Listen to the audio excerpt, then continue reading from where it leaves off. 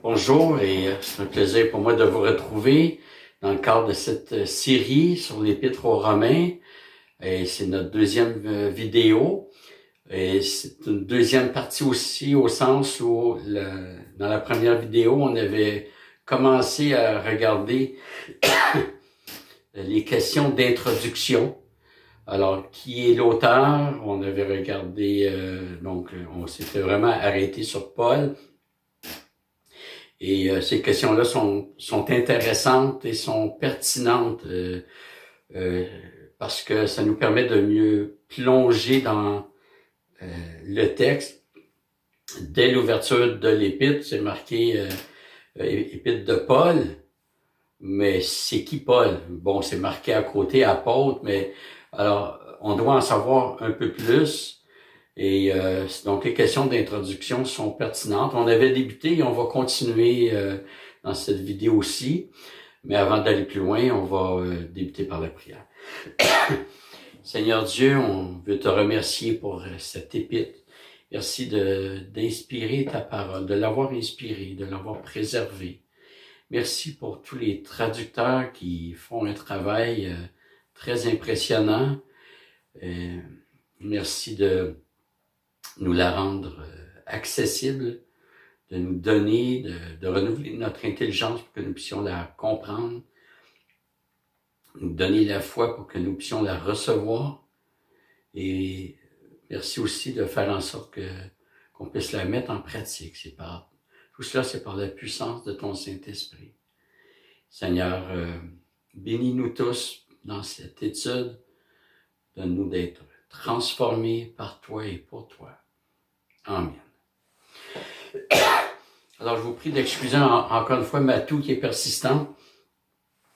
Donc, on va commencer par regarder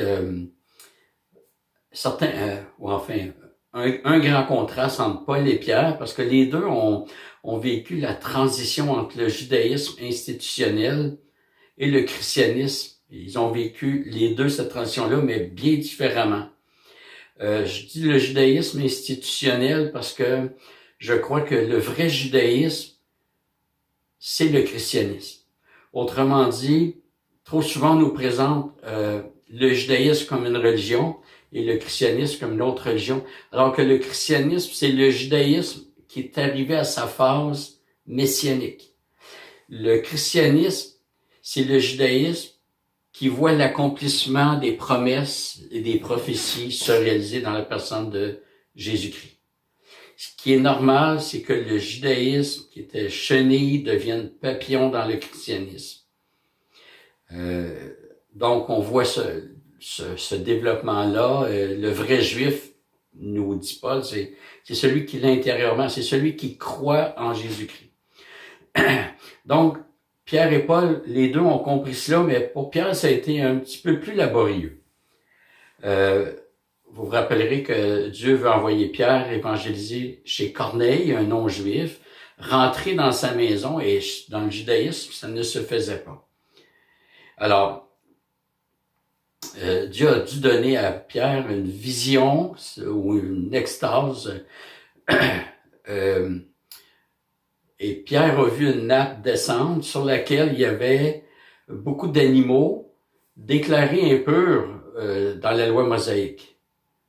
Et Dieu dit à Pierre, tue et mange. Pierre dit non. Et à 3 reprises, Dieu a dit à Pierre, tue et mange.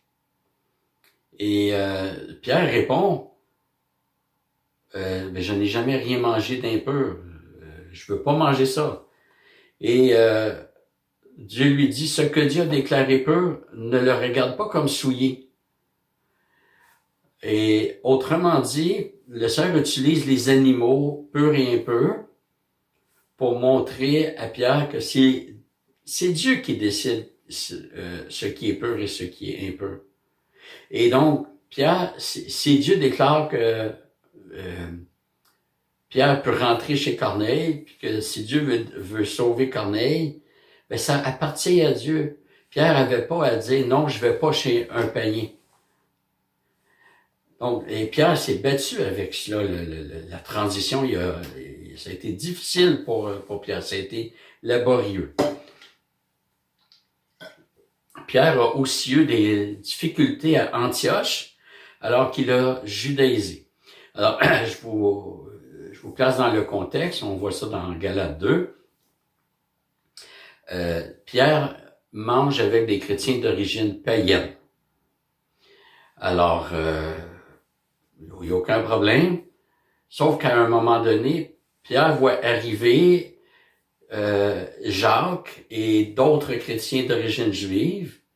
Là, Pierre veut pas être vu par eux en train de manger avec des chrétiens d'origine païenne. Alors, Pierre s'est esquivé, hypocritement. Et Paul l'a repris publiquement.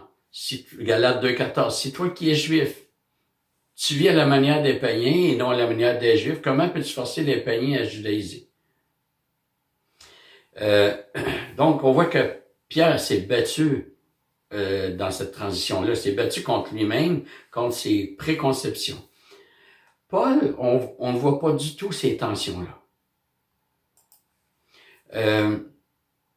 Son ouverture aux païens ne l'a pas amené à se dresser contre le peuple juif et ses racines juives ne l'ont pas amené à être réfractaire vis-à-vis des païens.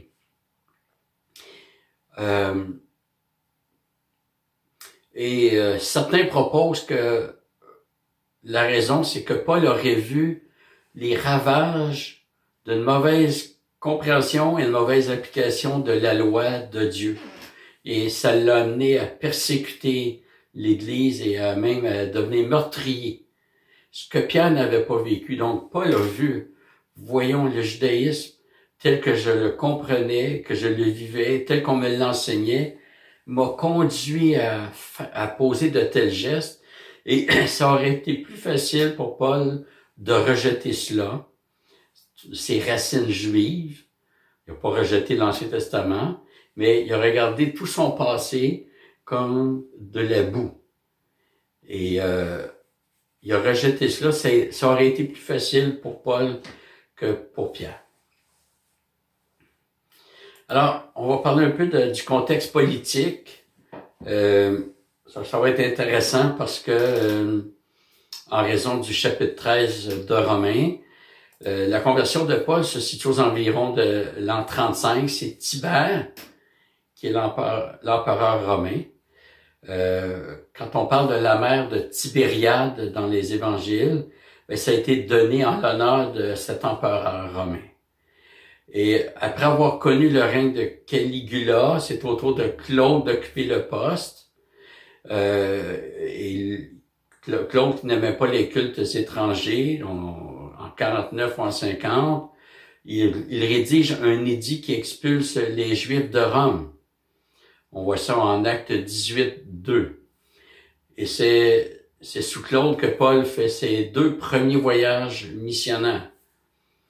Ensuite, Néron arrive en 54 comme empereur et sous son règne, on assiste au 3e voyage missionnaire de Paul, à l'arrestation et à la captivité de Paul à Césarée et à Jérusalem, à la première captivité de Paul à Rome, au martyre de Jacques, le frère du Seigneur, à l'incendie de Rome, probablement par Néron, mais les chrétiens sont accusés, auraient été faussement accusés et donc ont été persécutés. Et possiblement, sous ce même règne, le martyre de Paul et celui de Pierre. Ça va être intéressant au chapitre 13 de voir que c'est dans ce contexte-là que Paul demande d'être soumis aux autorités. Les empereurs étaient divinisés. César a été divinisé après sa mort, on construisait une statue et il y avait ce qu'on appelait le culte de l'empereur. Et quand Paul dit qu'il y a un seul Seigneur, c'est pas juste une affirmation théologique, c'est une affirmation qui conteste la prétention de l'empereur qui se disait Seigneur.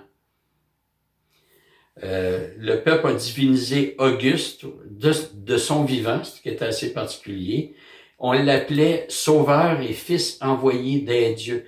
À cette époque-là, dans les royautés, dans les nations environnantes, je n'ai pas tout étudié, mais au moins dans beaucoup de nations, sinon toutes, on divinisait le roi, la famille royale était d'essence divine. Après lui, les empereurs Caligula et Néron se considéraient comme des dieux. Les fêtes annuelles dirigées vers l'empereur étaient organisées avec des temples, des sacrifices et des chants. Il faut comprendre que toute la vie sociétale dans les nations en dehors d'Israël tournait autour des cultes païens. Autant qu'en Israël, ça tournait autour du temple à Jérusalem, puis de tout le judaïsme. Toute la vie était structurée autour de la religion. C'était vrai parmi les nations païennes aussi. Et donc, les empereurs se croyaient Dieu eux-mêmes. Et quand on divinisait, on disait que l'empereur arrivait à son apothéose, et ça vient de deux mots grecs, apo, le préfixe apo, qui signifie qui vient de, et apothéos, théos, ça vient de théos, qui veut dire Dieu, qu'on retrouve en théologie. Apo, on retrouve dans apôtre ou apostasie. Les empereurs se faisaient appeler Curium, ça veut dire Seigneur, j'en ai parlé. Et donc, imaginez que quand on évangélisait puis qu'on disait que Jésus est le seul Seigneur, c'était aussi affirmer que l'empereur n'était pas Seigneur. C'était aussi discréditer la religion païenne. Et comme tout tournait autour des religions païennes dans chaque pays, les persécutions étaient risquées. C'était risqué d'être persécuté. Si la personne se convertissait, tant mieux. Si elle rapportait la chose, les chrétiens couraient après les persécutions. Donc, la foi chrétienne était une ennemie de ces pratiques. On va maintenant regarder donc quelques mots sur l'Église comme telle, l'Église de Rome. Et on sait que l'Église catholique croit que l'Église de Rome a été fondée par l'apôtre Pierre.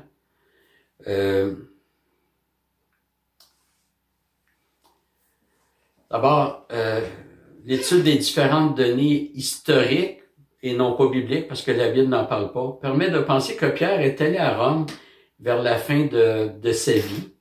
Dans 1 Pierre 5,13, Paul parle des gens de Babylone. À l'époque, Babylone, il n'y en avait pas, c'était détruit. Babylone était devenue emblématique de Rome, le centre du Nouvel Empire, le siège de l'opposition à Dieu. Mais Pierre n'a jamais fondé l'Église de Rome. Pourquoi? Parce qu'on voit que dans l'Épître aux Romains, si Paul écrit à l'Église de Rome, c'est que l'Église était déjà fondée. Il n'y a aucune mention de Pierre, que Pierre était là ou que Pierre est déjà allé, qu'il y a un héritage de Pierre. Et même Ambroise, un père qui a vécu au 4e siècle, bon, c'est pas immédiat, mais il pense que l'Église de Rome n'a pas été fondée par un apôtre. C'est très plausible. D'abord, c'est assez loin de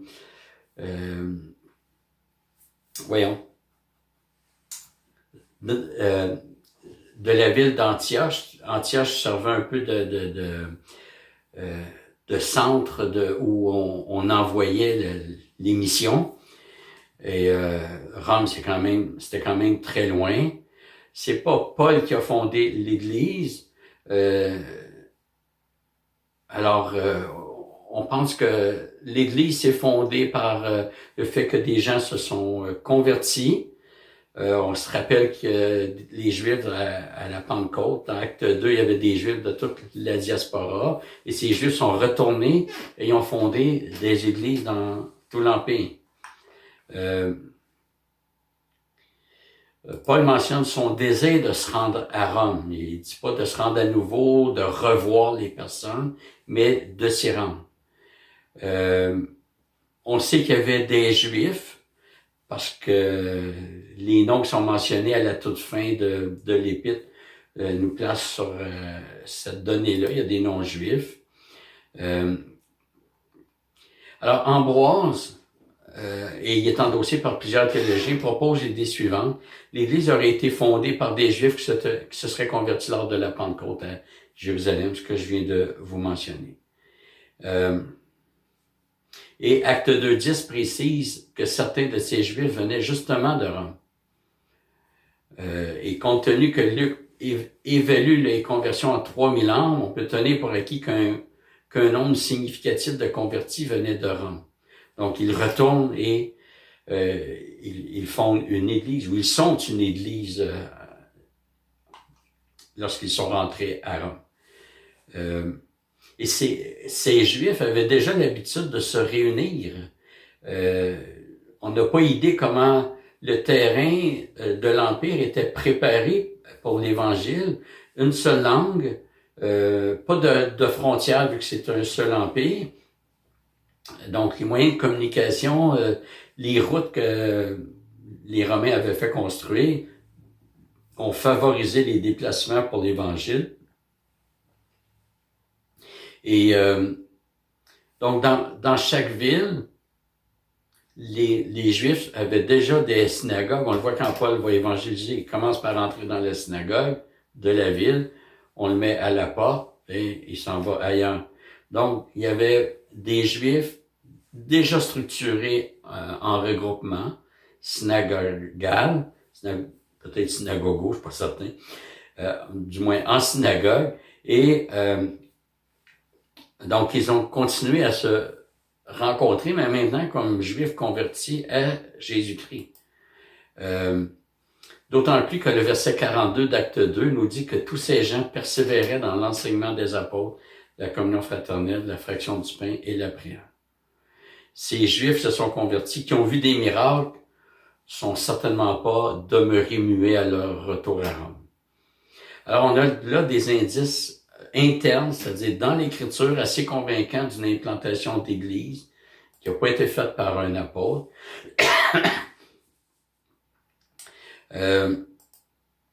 Alors, ce qui appuie cela aussi que c'est pas un apôtre, c'est que jamais dans le livre des Actes, on ne présente la visite d'un apôtre pour fonder l'Église à Rome. Mais au chapitre 28, versets 16 et 17, Paul s'adresse aux frères de Rome.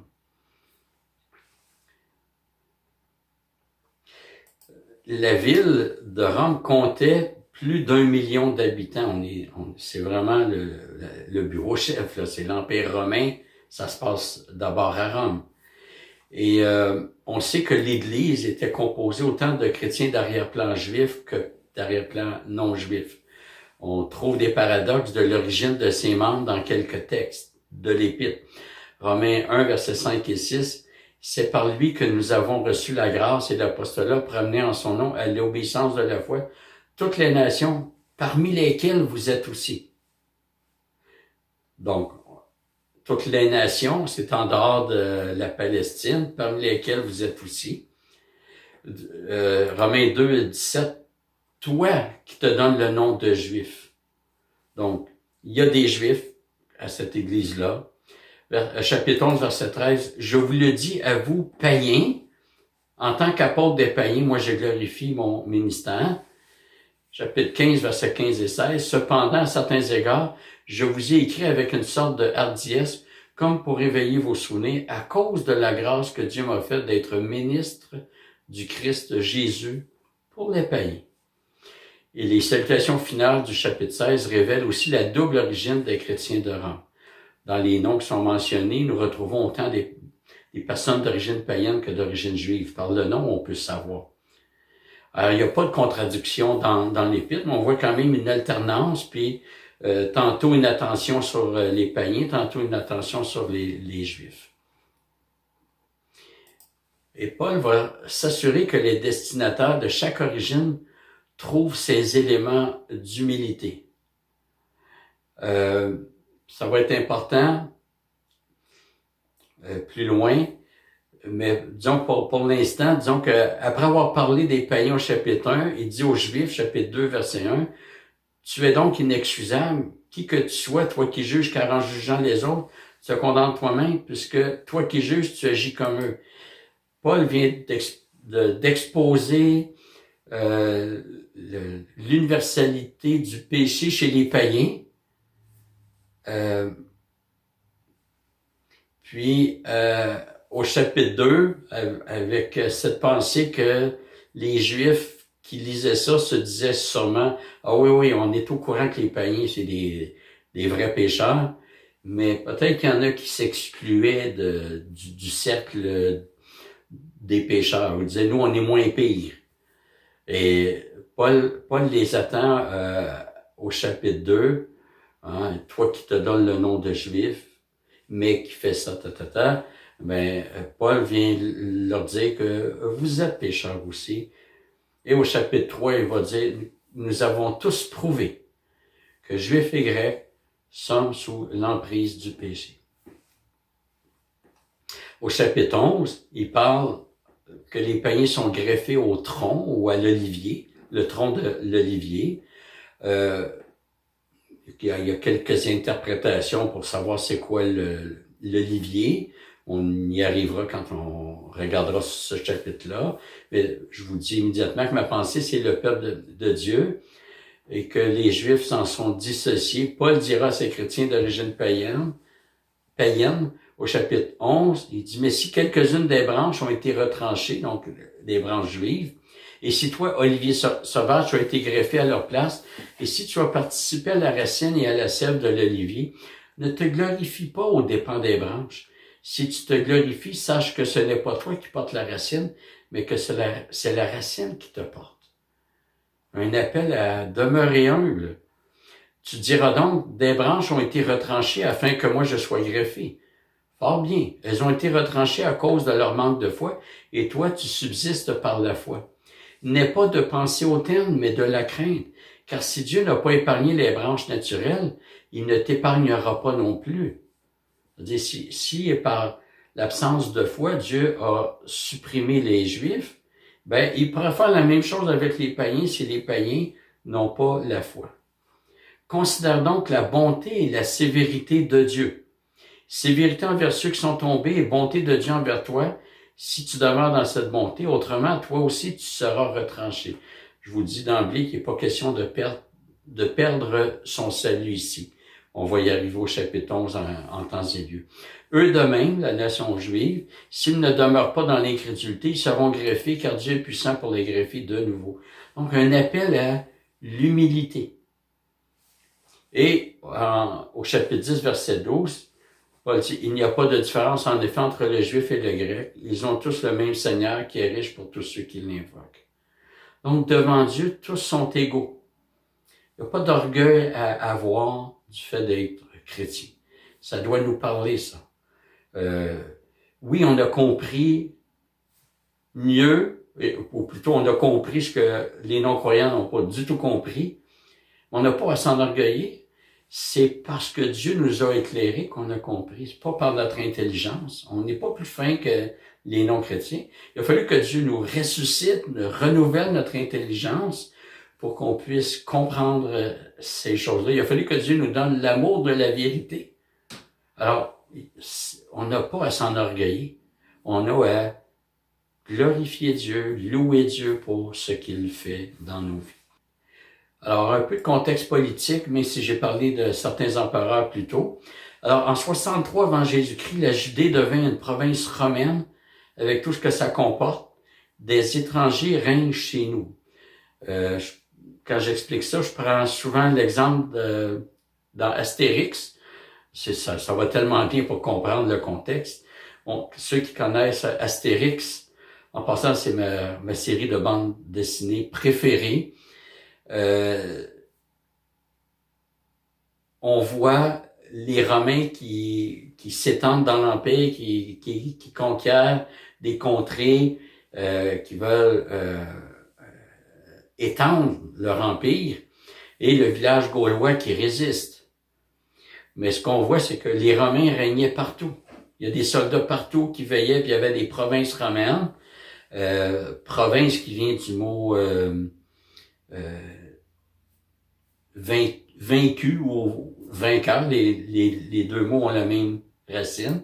Mais des provinces, c'était des endroits vaincus par Rome. Donc, c'était des provinces. Et Rome était dans le cœur de l'Empire. C'est possible que Paul ait réservé sa lettre, qui constitue sa plus grande contribution à l'Église, pour la ville qui est le cœur de l'Empire.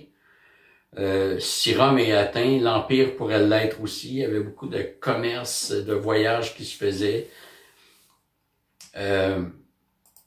Donc,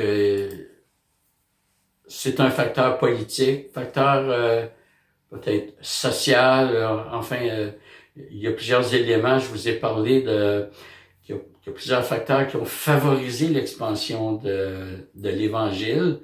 Un seul gouvernement dans tout l'Empire, donc comme je vous ai dit, ça permettait les déplacements sans les contraintes de juridiction territoriale. Aujourd'hui, on dirait qu'il n'y avait pas de douane à traverser. Il y avait aussi une paix sociale dans l'Empire, ce qu'on appelle la Pax Romana, la paix romaine. Ça aussi, ça a favorisé le fait qu'il y avait une paix, ça rendait les déplacements plus faciles quand il y a des rivalités puis pratiquement des guerres intestines et des guerres civiles, ben on ferme les routes la paix favorisait vraiment l'expansion de l'Évangile. La paix faisait en sorte aussi que quand des chrétiens d'une région allaient dans une autre région pour évangéliser, ils n'étaient pas vus comme des ennemis. C'était des hommes qui faisaient partie de l'Empire, puis on est en paix avec eux. Une seule langue, imaginez s'il n'y avait pas eu une seule langue, on aurait... moi j'ai pris 4 sessions de grec à la faculté, mais s'il y avait eu plusieurs langues, il aurait fallu que j'apprenne plusieurs langues pour apprendre la langue de chaque pays. Enfin, Paul a pu écrire dans une seule langue parce que tout l'Empire parlait la même langue. Mais s'il y avait eu plusieurs langues, je ne sais pas qu'est-ce qui se serait passé. Donc, une seule langue, ça a vraiment favorisé l'Évangile. Les routes, j'en ai parlé, ça favorisait les déplacements militaires et commerciaux, et aussi pour l'Évangile. La présence de Juifs dans la diaspora, donc la diaspora, c'est la dispersion. Il y avait des Juifs partout dans l'Empire. Je pense que c'est Henri Blocher qui ferait sortir que Dieu a disséminé les Juifs dans tout l'Empire. C'était un jugement, mais en même temps, le mot disséminer a comme racine semence. Une semence, donc, le fait de disséminer des Juifs dans tout l'Empire, c'est devenu une semence pour l'Évangile lorsque ces Juifs se sont convertis à la Pentecôte. Donc ça a favorisé. Donc la Pentecôte, c'était à Jérusalem, mais instantanément, l'Empire était touché par l'Évangile. Parce que tous les Juifs sont retournés dans l'Empire. Alors, c'était très peu dans chaque pays, dans chaque ville, mais c'était suffisant pour avoir une base. Et finalement, l'Ancien Testament avait été traduit en grec. Ça aussi, ça a aidé énormément. Ce qu'on appelle la traduction de la Septante.